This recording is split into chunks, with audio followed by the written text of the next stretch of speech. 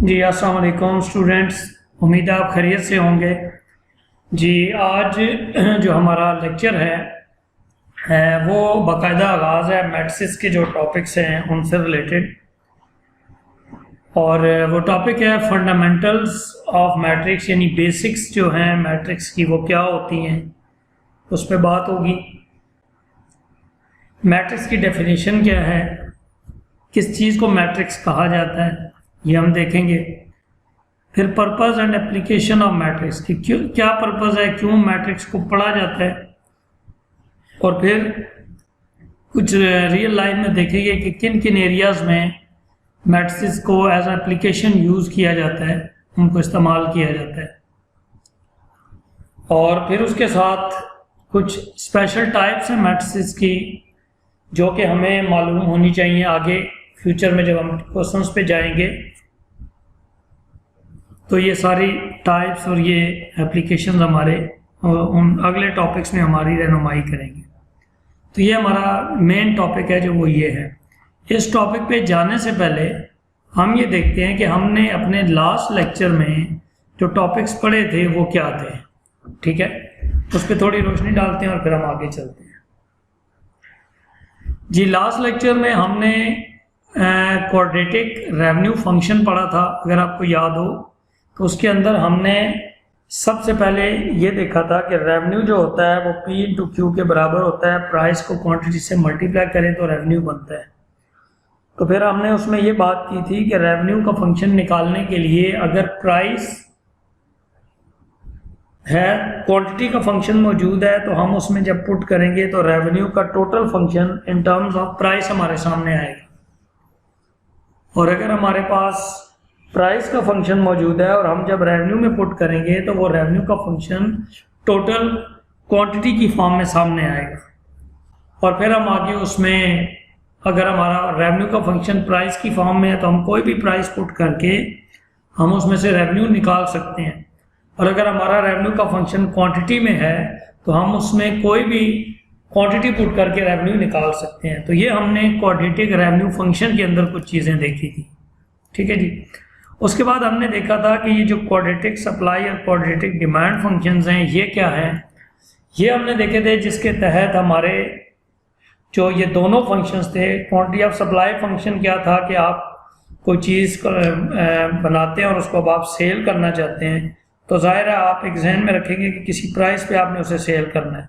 इसका मतलब है कि क्वांटिटी ऑफ सप्लाई जो है वो फंक्शन होगा प्राइस का, और उसका इंक्रीजिंग बिहेवियर होगा, ठीक है, पॉजिटिव रिलेशन होगा इसमें। और क्वाड्रेटिक फॉर्म में यह था कि ये या यू शेप या एन शेप जो भी उसकी शेप होगी, कनकेव अप डाउन जो भी है। उसके बाद डिमांड फंक्शन भी हमने इसी तरह क्वाड्रेटिक फॉर्म में देखा था, और उसकी जो जनरल फॉर्म थी हमने पढ़ी थी A P square plus B P plus C. ये क्वाड्रेटिक डिमांड फंक्शन की भी जनरल फॉर्म थी, और क्वाड्रेटिक सप्लाई फंक्शन की भी इसी तरह जनरल फॉर्म थी, ठीक। उसके बाद हमने जब क्वेश्चंस पे हम आए थे तो हमने कुछ चीज़ें ये भी देखी थी कि हमने अगर हमें 3 पॉइंट्स दिए हों किसी क्वाड्रेटिक डिमांड या क्वाड्रेटिक सप्लाई फंक्शन के 3 पॉइंट्स दिए हों, तो हम उनकी मदद से वो डिमांड और सप्लाई फंक्शंस हम ड्राइव करते होते थे, जिसमें हम जनरल फॉर्म में वो तीनों पॉइंट्स पुट करते थे, 3 इक्वेशंस आती थी, उनकी मदद से हम उनको सॉल्व करके 2 अननोन्स फाइंड करते थे ए बी सी, और फिर वो A B C general equation में जब पुट होते थे तो एक जनरल फंक्शन हमारे पास बन जाता था क्वांटिटी ऑफ सप्लाई या क्वांटिटी ऑफ डिमांड का, ठीक है। तो ये हमने उसमें पढ़ी थी। फिर उसके ऊपर हमने उनकी कुछ रिस्ट्रिक्शंस देखी कि रिस्ट्रिक्टेड क्या उसकी वैल्यू होगी डिमांड की, उसकी डोमेन डिमांड फंक्शन के लिए और सप्लाई फंक्शन के लिए। तो ये करने के बाद हमने क्वाड्रेटिक सप्लाई और डिमांड का जो इक्विलिब्रियम है, जिसको हम इक्विलिब्रियम कंडीशन कहते हैं मार्केट की, वो हमने पढ़ी थी। और वो क्या होती थी कि वो सिचुएशन जिसके तहत आपका जो मार्केट है वो एक ऐसी स्टेट पे आ जाती है जिसके तहत जितनी चीज़ सप्लाई की जाती है वो सारी डिमांड कर ली जाती है, या डिमांड इतनी होती है उतनी सप्लाई की जाती है, और उसके तहत उनकी क्वालिटी की वजह से एक प्राइस हमारे सामने आती है, और वो प्राइस वो होती है कि जिसको फिक्स रखने से हमारी डिमांड और सप्लाई आपस में इक्वल हो जाती हैं। तो ये चीज़ हमने पढ़ी थी और इससे रिलेटेड हमने एक क्वेश्चन भी किया था। तो पिछले लेक्चर तक अगर हम देखें तो हमारा जितना पीछे से फंक्शंस के कॉन्सेप्ट थे, फंक्शंस के टॉपिक्स थे, चाहे वो लीनियर्स थे, चाहे वो क्वाड्रेटिक थे, वो सारा टॉपिक्स आपके क्लोज हो चुके थे। ठीक, तो ये ओवरव्यू था पिछले लेक्चर का। ठीक है, अगर आप में से किसी ने वो नहीं अभी तक किया तो उसको देख लीजिएगा, और फिर भी कोई क्वेश्चन हो तो आप मुझसे पूछ सकते हैं जी। उसके बाद हमारा जो आज का लेक्चर है उसके अंदर हम देखते हैं कि हमने कौन कौन सी चीज़ें देखनी है। सबसे पहले तो हमने ये देखना है कि एक मैट्रिक्स क्या होता है, मैट्रिक्स कहते किसको हैं, ठीक है, और उसकी फॉर्मेशन क्या होती है, मतलब किस फॉर्म में कोई चीज़ लिखी जाएगी तो हम कहेंगे जी कि ये एक मैट्रिक्स है। मतलब हर चीज़ की एक फॉर्मेशन है ना, जिस फॉर्मेशन के तहत वो लिखा जाता है, हम कहेंगे कि ये एक मैट्रिक्स है। ठीक, उसके बाद जी मैट्रिक्स का हम पर्पस देखेंगे कि पर्पस क्या होता है, किस लिए मैट्रिक्स को पढ़ा जाता है, क्यों उसको देखा जाता है, ये चीज़ हम देखेंगे। उसके बाद जो मैट्रिक्स हम पढ़ते हैं उनकी आम लाइफ में कहाँ कहाँ पे एप्लीकेशन है, ठीक है, किस किस फील्ड में मैट्रिक्स को पढ़ा जाता है और किस फॉर्मेशंस में देखा जाता है, ये भी हम कुछ एक जनरल सा आइडिया इसमें देखेंगे। उसके बाद हमारे पास आ जाएगा कि जो स्पेशल टाइप्स है मैट्रिक्स की वो क्या है, यानी किस किस फॉर्म में मैट्रिक्स को लिखा जा सकता है, किसी खास फॉर्म होगा तो उसको हम क्या नाम देंगे, किसी और फॉर्म में होगा तो हम उसको क्या नाम देंगे। तो ये एक जनरल सा आपका ये लेक्चर है जिसके अंदर हम एक इंट्रोडक्टरी लेक्चर आपके मैट्रिक्स का, ठीक है जी। तो उसमें हम देखते हैं वन बाय वन इन चीज़ों को कि ये क्या क्या है।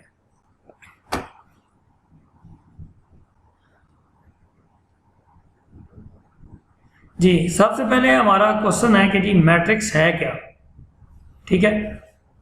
मैट्रिक्स क्या चीज़ है, अगर आप किसी क्लासरूम में जब रोज और कॉलम्स के अंदर कुछ चेयर्स को रखते हैं, ठीक है, तो अगर आप उस फॉर्मेशन में उन्हें ना रखें तो आप उनसे जो पर्पस फ्यूचर में लेना चाहते हैं वो आप गेन नहीं कर सकते, ठीक है। इसका मतलब है कि वो फॉर्मेशन जो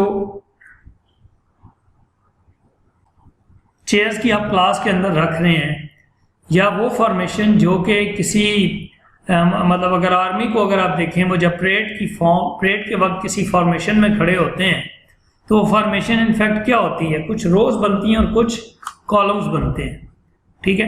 तो रोज और कॉलम्स की फॉर्म में फॉर्मेशन इसलिए बनाई जाती है ताकि उनको एक फ्यूचर में अगर उनसे हमने कोई इंफॉर्मेशन या जो कुछ लेनी है या उसकी मूवमेंट है वो हमारे लिए ईजी हो। तो हमने वो जो फॉर्मेशन है इनफैक्ट उसके अंदर दो चीज़ें इन्वॉल्व होती हैं, एक रो होती है और एक कॉलम होती है, ठीक है। उस रोज और कॉलम्स की जो फॉर्मेशन है उसको हम मैट्रिक्स कहते हैं, ठीक है। तो यहाँ पे इसकी डेफिनेशन देखें तो ये है कि in mathematics a matrix plural जो है मैट्रिक्स बनता है as a rectangular arrangement. Rectangular एक जनरल वर्ड है, ठीक है, इसका ये मतलब नहीं कि स्क्वायर अरेंजमेंट नहीं हो सकती। Square is the special type of rectangle जहाँ पे उसकी रोज और जिसमें लेंथ और विड्थ इक्वल होती है।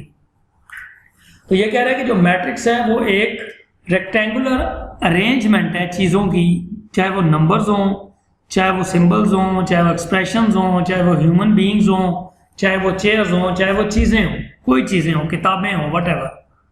तो वो जब किसी रोज और कॉलम्स की फॉर्म में हम चीज़ों को, ऑब्जेक्ट्स को एक फॉर्मेशन देंगे रेक्टेंगुलर फॉर्म में, तो वो जो फॉर्मेशन बनेगी that would be called matrix. ज़ाहिर है उसमें रोज भी होंगी और कॉलम्स भी होंगी, ठीक है। तो यहाँ पे एक और सिंपल बात है, द नंबर, सिंबल्स और expressions in the matrix are called its entries और इट्स एलिमेंट्स। तो जब वो फॉर्मेशन बन जाएगी, जैसे अगर एक बटालियन खड़ी है आर्मी की, उसके अंदर फौजी खड़े हैं, तो हम एक ओवरऑल तो कहेंगे ये एक मैट्रिक्स की फॉर्म में खड़े हैं, लेकिन वो जो उसके अंदर वो जो फौजी हैं वो असल में क्या होंगे, उसके एलिमेंट्स होंगे, उसकी एंट्रीज होंगी। इस तरह चेयर्स की फॉर्मेशन है तो चेयर्स की पूरी फॉर्मेशन एक मैट्रिक्स है, लेकिन जो चेयर्स हैं वो उसकी एंट्रीज हैं, ठीक है। तो ये एक सिंपल सी मिसाल है। तो horizontal and vertical lines of entries in the matrix are called rows and columns, ठीक है। अगर हम उसको वर्टिकली ऑब्जर्व करें, हम फौजियों को वर्टिकली खड़ा हुआ देखें तो हम कहेंगे इसमें ये कॉलम्स हैं, ठीक है। यानी अगर 10 लाइनें हमें वर्टिकल नज़र आ रही हैं उस फॉर्मेशन में, तो हम कहेंगे कि ये फौजियों की 10 कतारें हैं जो सीधी वर्टिकली नज़र आ रही हैं। So these are 10 columns. और हर कतार में अगर मैं कहूँ कि 5 फौजी हैं तो उसके अंदर नंबर ऑफ रोज हो जाएंगी। तो ये वो नंबर ऑफ रोज और कॉलम्स की बात बता रहे हैं। ठीक है जी। अब उसके बाद आगे वो कह रहा है फॉर एग्जांपल ये एक डायमेंशन जो होती है, ये एक मैट्रिक्स आपको नज़र आ रहा है नीचे। अब उसकी डायमेंशन जो है वो क्या होती है, डायमेंशन कहते हैं कि उसके अंदर रोज और कॉलम्स की तादाद को बयान करना, और उसको जनरली यूँ लिखा जाता है। ठीक, और इसमें पहली तादाद जो होती है वो रो की होती है, दूसरी तादाद जो होती है वो कॉलम की होती है। इसको पढ़ते गए हैं, rows number of rows 2 into number of columns. ये मल्टीप्लाई नहीं हो रहा होता, इनफैक्ट इनसे आप नंबर ऑफ एलिमेंट्स बता सकते हैं कि इसके अंदर कितने एलिमेंट्स हैं। और इन जनरल क्या होता है, इसके अंदर 2 रोज और 3 कॉलम्स हैं। तो ये आप देख सकते हैं कि नीचे एक मैट्रिक्स बताया गया है, इसके अंदर 1 9 13 ये एक रो है पहली, और फिर ये नीचे एक दूसरी रो है। ठीक, तो इसके अंदर रोज कितनी है 2, इसलिए यहाँ पे 2 लिखा है, और इसके अंदर कॉलम्स कितने हैं 3, इसलिए यहाँ पे 3 लिखा है। इस फॉर्मेशन में नंबर ऑफ रोज और नंबर ऑफ कॉलम्स बिल तरतीब 2 और 3 आपके सामने नजर आ रहे हैं।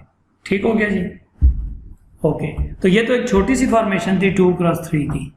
अब हम आते हैं जो जनरल फॉर्मेशन है किसी भी मैट्रिक्स की, वो क्या होती है उसको हम जी जनरल फॉर्मेशन में हम उसको लिखते हैं m इंटू n मैट्रिक्स। ठीक है, m इंटू n मैट्रिक्स से मुराद है कि इसमें m रोज हैं। इन जनरल हम कहते हैं इसमें m रोज हैं। ठीक है, यानी ये जो ग्रीन कलर में आपको नजर आ रहा है ये रोज की फॉर्मेशन है, नोटेशन है। तो हम इसको कहेंगे तो कहेंगे ये पहली रो है, ये दूसरी रो है, ये तीसरी रो है, एंड सो ऑन। ये आखिरी mth रो है, mth। ठीक है, और इसका मतलब इसमें m रोज हैं जो कि हॉरिजॉन्टल एंड n कॉलम्स, ये हॉरिजॉन्टल हैं, और n कॉलम्स ऐसे यूं अगर देखें स्ट्रेट तो ये n कॉलम्स हैं। ठीक है, इसका मतलब है वो वर्टिकली आपको नजर आ रहे हैं। तो this is first column, this is second column, this is nth column. तो ये दोनों के कलर डिफरेंट रखने का मकसद है कि हमें बात समझ आए कि जब इसके एलिमेंट्स बनेंगे तो वो क्या होंगे। ठीक, each element of the matrix is often denoted by the variable with the 2 subscript. इसके 2 सबस्क्रिप्ट होते हैं। अगर आप ये गौर से देखेंगे तो ये 2 सबस्क्रिप्ट हैं, एक 1 है दूसरा 1। अब ये पहला 1 इस रो का 1 है और दूसरा 1 इस कॉलम का 1 है, कलर से भी यहाँ नजर आ रहा है। तो इससे क्या पता चला कि इस एलिमेंट को हम क्या बोलेंगे कि ये एलिमेंट फर्स्ट रो और फर्स्ट कॉलम की पोजीशन पे पड़ा हुआ है। मतलब अगर आप इस ऊपर देखें तो ये 1 जो है ये फर्स्ट रो है और फर्स्ट कॉलम पे है। तो ये 1 क्या है, फर्स्ट रो फर्स्ट कॉलम पे पड़ा हुआ एलिमेंट है। ये 5 क्या है, सेकंड रो और सेकंड कॉलम पे पड़ा हुआ है। So this is A22। ये -6 क्या है, सेकंड रो और थर्ड कॉलम पे है, तो ये A33 हो गया। ठीक है, तो उसी तरह ये यहाँ पे जितने एलिमेंट्स हैं, मसलन A32 है तो इसका मतलब है कि ये थर्ड रो का है और सेकंड कॉलम का है। तो दीज आर नोटेशंस। तो जनरल फॉर्म में क्या पढ़ा जाएगा कि ये अगर मैं इसको पढ़ूँ, ये जो चीज़ मुझे नजर आ रही है ये वाली AM2, इसका मतलब है कि mth रो है, लास्ट रो है, लेकिन कॉलम दूसरा है। अगर मैं इसको पढ़ूँ, ये जो फॉर्म आपको नजर आ रही है MM, इसका मतलब है रो भी लास्ट है और कॉलम भी लास्ट है।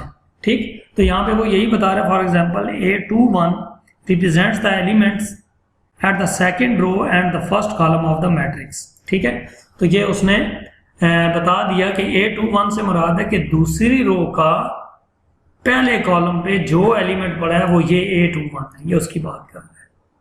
ठीक है, तो ये चीज़ होपफुली क्लियर होगी जी। अब आगे जो पर्पस है, ठीक है, मैट्रिक्स अलजेब्रा के अंदर आपके पास जो है इसके मैट्रिक्स अलजेब्रा का क्या पर्पस है, उस हवाले से इसने कुछ थोड़ी सी थ्योरी मुझे कहीं से मिली थी, मैंने यहाँ पे शामिल कर दी है कि matrices provide the convenient medium of the storage, display and manipulation of data. ठीक है, जैसे मैंने सिंपल बताया, चेयर्स आपने फॉर्मेशन में रखनी है, फौजियों को किसी फॉर्मेशन में खड़ा करना है, तो ज़ाहिर है वो डाटा है ना, उसको आप किसी फॉर्मेशन में रख रहे हैं।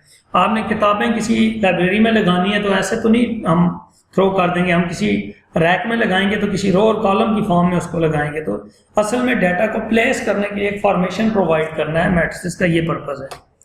ठीक, आमतौर पे जो ज़्यादा इसका बहुत अच्छी एग्जांपल है वो आपकी कंप्यूटर लैंग्वेजेस हैं। कंप्यूटर के अंदर इसका बड़ा इस्तेमाल होता है कि उसमें आप जब डाटा स्टोरेज करते हैं मैट्रिक्स की फॉर्म में, तो आप उसको पर्टिकुलर एक जो है ना डायरेक्शन देते हैं कि ये जो एलिमेंट है ये ख़ास रोटेशन के ऊपर, मतलब ख़ास उसकी एक मैट्रिक्स है, उसकी ख़ास जगह के ऊपर ये एक वैल्यू स्टोर है। यानी ये जो आपको एक मैट्रिक्स की फॉर्मेशन नज़र आ रही है ये वर्चुअल आप बनाते हैं कंप्यूटर के अंदर। तो ये उसकी एक मिसाल दे रहा है कि in Fortran language you reserve storage space for arrays. ये एरेज हम मैट्रिक्स एरेज जो है ना मैट्रिक्स जब कंप्यूटर में बोला जाएगा तो एरेज बोले जाते हैं। तो मेमोरी के अंदर आप यूज़ करते हैं जिसमें डायमेंशन की कमांड यूज़ होती है। तो असल पर्पज़ आपको ये चीज़ें नहीं पढ़ाना, लेकिन ये एप्लीकेशन आपको मैं बता रहा हूँ, ठीक है। तो उस वक्त आप क्या करते हैं, आप कहते हैं डायमेंशन ए, यानी एक मैट्रिक्स बनाए ए, ठीक है, जिसकी 20 रोज और 30 कॉलम्स हो। तो रिजर्व करता है स्पेस के अंदर, जो एक मैट्रिक्स बनाता है, यानी बहुत बड़ा एक मैट्रिक्स बनाता है जिसमें 20 रोज और 30 कॉलम्स होते हैं, ठीक है। इसी तरह जब आप GW बेसिक में जाएंगे, कोई एक और लैंग्वेज है तो उसमें डिम की कमांड होती है। तो हर लैंग्वेज, आप अगर R सॉफ्टवेयर है जिसमें मैं प्रोग्रामिंग करता हूँ अपने स्टैटिस्टिक्स की, तो उसमें मैट्रिक्स की उसकी कमांड ही मैट्रिक्स है, ठीक है। तो उसके अंदर हम उसको मैट्रिक्स की कमांड यूज़ करते हैं। तो ये उसने असल में डाटा स्टोरेज के लिए मैट्रिक्स का कॉन्सेप्ट का पता होना ज़रूरी है, इसलिए उसने यहाँ पे ये बात बताई, ठीक। उसके बाद हम एप्लीकेशन पे आते हैं कि मुख्तलिफ जगहों पे मैट्रिक्स की क्या एप्लीकेशंस होती हैं। तो ये डिफरेंट जो फील्ड्स हैं उसके अंदर ऑलमोस्ट हर फील्ड में ही मैट्रिक्स की एप्लीकेशन है। आप एग्रीकल्चर में चले जाएं अगर, ठीक है, एग्रीकल्चर में जब आप एग्रीकल्चर फॉर्म्स में जाते हैं तो वहाँ पे क्या होता है कि वो ऐसे ही बीज तो नहीं डाल देते ना खेत में, कोई क्यारियाँ बनाएंगे, कोई उसके रो कॉलम्स बनाएंगे, उनके अंदर बीज लगाएंगे। और ख़ास तौर पे जहाँ पे एग्रीकल्चर के एक्सपेरिमेंट्स होते हैं वहाँ की मैं बात कर रहा हूँ, वहाँ तो बहुत ज़्यादा ख्याल रखा जाता है, क्योंकि अगर वो मैट्रिक्स की फॉर्म में उसको नहीं बनाएंगे तो बाद में उससे जो डेटा आएगा, जो पैदावार आएगी, उसके ऊपर वो एनालिसिस नहीं कर सकेंगे और उन्हें ये नहीं पता होगा कि ये किस जगह की पैदावार है। तो वो हर जगह पे उसका मुख्तलिफ इस्तेमाल है। तो फिज़िक्स के अंदर वो क्या होता है कि आप कि क्लासिकल मैकेनिक्स और ऑप्टिक्स और इलेक्ट्रोमैग्नेटिक्स, ये सारी उनकी टर्म्स हैं फिज़िक्स की, ठीक है। उनके अंदर आप सारी जो है वो फॉर्म्स एप्लीकेशंस यूज़ कर सकते हैं। कंप्यूटर के अंदर जैसे मैंने बताया कि 2D 3D मॉडल्स, डायमेंशनल जो मॉडल्स बनते हैं या मैट्रिक्स की फॉर्म में जब डाटा स्टोर होता है तो उसके अंदर आप उसको यूज़ करते हैं मैट्रिक्स को।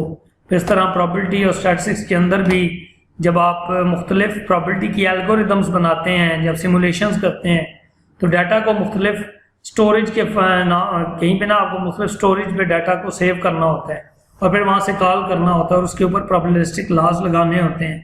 तो ये उसमें यूज़ होते हैं। इकोनॉमिक्स के अंदर फिर मुख्तलिफ जो रिलेशंस हैं मल्टी वेरिएबल सेटअप्स के अंदर, जैसे मैंने पिछले लेक्चर में आपको बताया था कि क्वाड्रेटिक जो आपका क्वांटिटी ऑफ डिमांड फंक्शन है वो खाली प्राइस पे डिपेंड नहीं करता, और भी बहुत सारे वेरिएबल्स होते हैं। जब वो बहुत सारी वेरिएबल्स का डाटा कलेक्ट करेंगे, किसी एक बंदे से पूछेंगे जी क्वांटिटी ऑफ डिमांड ये है, तो उससे सामने जब आप प्राइस का पूछेंगे, उसका टेस्ट की, उसके प्राइस ऑफ सब्सटीट्यूशन जो प्रोडक्ट्स हैं उनकी वैल्यू पूछेंगे, उसकी लाइकिंग डिसलाइकिंग का यस नो पूछेंगे, तो कहीं डाटा तो सेव करेंगे ना। तो वो डाटा जब सेव करेंगे तो आपको किसी रो कॉलम्स की फॉर्मेशन की ज़रूरत पड़ेगी। तो वो असल में वो एक मैट्रिक्स की फॉर्मेशन ही होगी जो आपको बताएगी कि यस डाटा इस फॉर्म में स्टोर होगा। इस तरह और भी बहुत सी एप्लीकेशन है, एग्रीकल्चर साइड पे है, लेबॉर्ट्री एक्सपेरिमेंटेशंस के अंदर सारे ये चीज़ें यूज़ होती हैं। ठीक है जी, अब हम आते हैं इसकी जो टाइप्स रह गई हैं वो हम देखते हैं। तो सबसे पहले एक है जी रो मैट्रिक्स। रो मैट्रिक्स ये होता है कि जिसके अंदर रोज की तादाद एक ही होती है, बस सिंगल रो होती है, कॉलम जितने मर्जी हों। जैसे ये एक कॉलम है, 2 कॉलम है, 3 है, अगर यहाँ 1 3 7 और भी लिखा होता तो 3 कॉलम और हो जाते हैं। तो ये रो मैट्रिक्स वो होता है जिसके अंदर नंबर ऑफ रोज एक ही हो, इसको रो मैट्रिक्स ही कहा जा रहा है।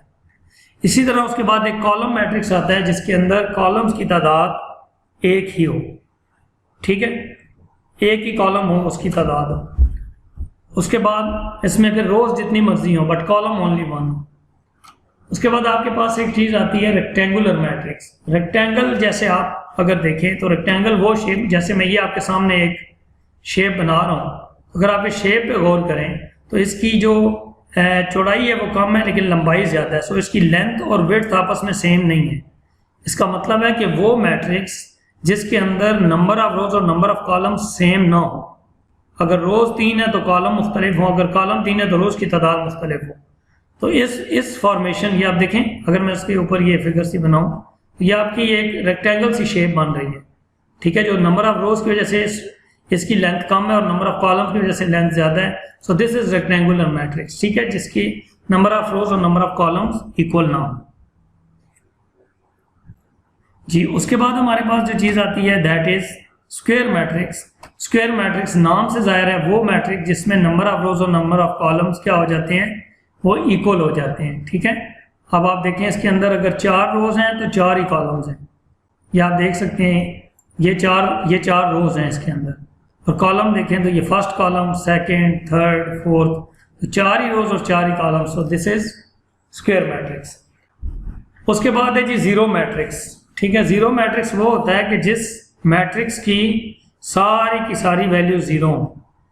अच्छा, जीरो मैट्रिक्स के लिए जरूरी नहीं है कि वो स्क्वायर मैट्रिक्स हो, बस वो एक मैट्रिक्स हो, भले उसका एक एलिमेंट हो या वो स्क्वायर फॉर्म में हो, स्क्वायर मैट्रिक्स की फॉर्म में हो या रेक्टेंगुलर की फॉर्म में हो, उसके एलिमेंट्स बस जीरो हो। So that is zero matrix, ठीक। उसके बाद आपको एक चीज़ यहाँ पे नजर आ रही है, upper triangular matrix. Upper triangular matrix वो होता है कि जिसके डायगोनल, ये डायगोनल है, ठीक है, ये जो चीज़ है ये डायगोनल है, ठीक। डायगोनल से नीचे जीरो हो लेकिन ऊपर जीरो ना हो, तो इसका मतलब इसके ऊपर एक ट्रायंगल सी बन रही है, ये वाली, ये जो शेप है ना, ये और ये नीचे वाला 4 मिला के ये 7 - 2 और 4 ये ट्रायंगल बन रही है और ये ऊपर की साइड पे बन रही है। So this is upper triangular matrix.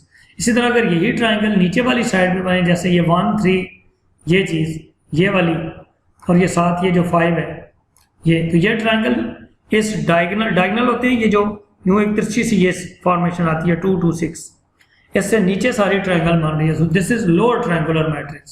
So ये अपर ट्रायंगुलर मैट्रिक्स और ये लोअर ट्रायंगुलर मैट्रिक्स। फिर एक होता है डायगोनल मैट्रिक्स। डायगोनल मैट्रिक्स ये होता है कि जिसकी अपर और लोअर ट्रायंगल्स में जीरो हो लेकिन डायगोनल में नॉन जीरो हो, यानी 2 2 6 है तो इसके अगर ऊपर देखें तो ये सारे जीरो हैं और नीचे देखें तो ये भी सारे zero, upper lower triangle zero हैं लेकिन डायगोनल में नॉन जीरो है, तो इसको बोलते हैं डायगोनल मैट्रिक्स, ठीक है। और स्केलर मैट्रिक्स क्या होता है कि ऐसा जिसमें डायगोनल के सारे एलिमेंट्स इक्वल हो, ठीक है, सारे एलिमेंट्स, यानी ये तो 2 2 6 था ना, ये डायगोनल तो था लेकिन स्केलर नहीं था, ये डायगोनल भी है और स्केलर भी है, ठीक है। डायगोनल इसलिए है कि इसके अपर और लोअर जो ट्रायंगल है वो जीरो है और डायगोनल में एक नॉन जीरो एलिमेंट्स हैं, तो अगर ये इक्वल हैं तो सिंगुलर, नॉन इक्वल हैं तो डायगोनल मैट्रिक्स, ठीक है। उसके बाद आता है आइडेंटिटी मैट्रिक्स। ये एक ऐसा डायगोनल मैट्रिक्स होता है और ये ऐसा डायगोनल स्केलर मैट्रिक्स होता है जिसके डायगोनल में 1 1 होता है बस, ठीक है, तमाम एलिमेंट्स इक्वल बट वो 1 हो। ये जो है ना आपके पास डायगोनल सिंपली आइडेंटिटी मैट्रिक्स कहते हैं, जिसकी नोटेशन आई होती है, ठीक। उसके बाद आपके पास नीचे आता है ट्रांसपोज। ट्रांसपोज क्या होता है कि आपका जो भी आपकी एक फॉर्मेशन है, आपके जो आपने देखा होगा कभी परेड में एक क्वेश्चन दिया जाता है और वो फटाफट फौजी जो है वो अपनी फॉर्मेशन चेंज कर लेते हैं, ठीक है, जो रोज में खड़े होते हैं वो कॉलम्स में चले जाते हैं, या कॉलम्स में जो खड़े होते हैं वो रोज में चले जाते हैं। आपने ये सैफ गेम्स की जब इनॉग्रेशन होती है उसमें देखा हो या ओलंपिक्स में देखा हो कि वो सारे ग्राउंड में फॉर्मेशन बना रहे होते हैं, तो अगर वो एकदम एक फॉर्मेशन में खड़े हैं और फौरन वो अपनी फॉर्मेशन चेंज कर लें उसी मैट्रिक्स की फॉर्म में रहते हुए, तो वो क्या हुआ कि जो रोज में खड़े थे वो कॉलम्स में चले गए, जो कॉलम्स में खड़े थे वो रोज में चले गए। तो इस अमल को कहते हैं कि आप उसका ट्रांसपोज ले रहे हैं। तो आप ये देखें, ये 2 3 0 1 2 0 और 3 5 6 है, तो ये जो चीज़ है जब आपने इसका ट्रांसपोज लिया तो ये 2 3 0 जो रो थी वो इसमें कॉलम की फॉर्म में लिखा गया, ये जो 1 2 0 रो थी वो इसका कॉलम बन गया और जो 3 5 6 थी वो कॉलम बन गया, और नोटेशन ए के ऊपर टी लिख देते हैं तो ये ए ट्रांसपोज बन गया, ठीक है। अब इसकी कुछ प्रॉपर्टीज हैं ट्रांसपोज की कि आप ट्रांसपोज का ट्रांसपोज लें तो वो दोबारा ए बन जाता है। आप एक ग्लास को उल्टा करें और फिर उस उल्टे ग्लास को फिर उल्टा करें तो सीधा हो जाएगा ना, तो ट्रांसपोज का ट्रांसपोज दोबारा ट्रांसपोज होता है। फिर अगर दो मैट्रिसेस का सम लेके आप ट्रांसपोज करें या आप उनके ट्रांसपोज का अलहदा सम करें वो बात एक ही है, ठीक। तो अगर एक कांस्टेंट मल्टीप्लाई हो रहा है एक मैट्रिक्स के साथ और आप मल्टीप्लाई करने के बाद ट्रांसपोज ले रहे हैं तो वो बिल्कुल ऐसा ही है कि आप ट्रांसपोज ले लें पहले और बाद में उसको कांस्टेंट से मल्टीप्लाई कर लें। इस तरह अगर दो मैट्रिसेस मल्टीप्लाई हो रहे हैं तो उनका जो ट्रांसपोज है वो आपस में आगे पीछे होकर मल्टीप्लाई होगा, यानी B transpose into A transpose. ठीक है, फिर एक रेगुलर जो मैट्रिक्स होता है, ठीक है, वो क्या है, square regular matrix square matrix that has an inverse. जिस मैट्रिक्स का इनवर्स पॉसिबल हो उसको रेगुलर मैट्रिक्स बोला जाता है। ये फ्यूचर में आप इनवर्स देखेंगे वो क्या चीज़ है।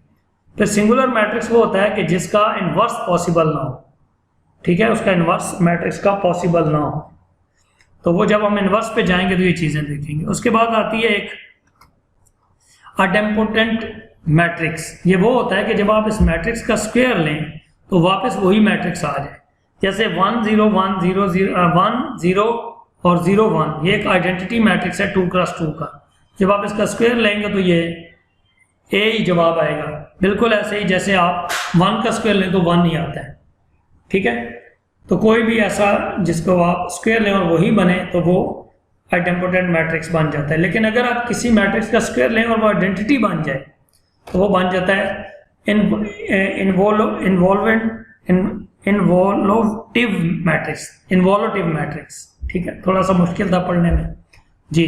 उसके बाद सिमेट्रिक मैट्रिक्स है कि आप ट्रांसपोज ले भी लें तब भी वो ए के बराबर ही रहे।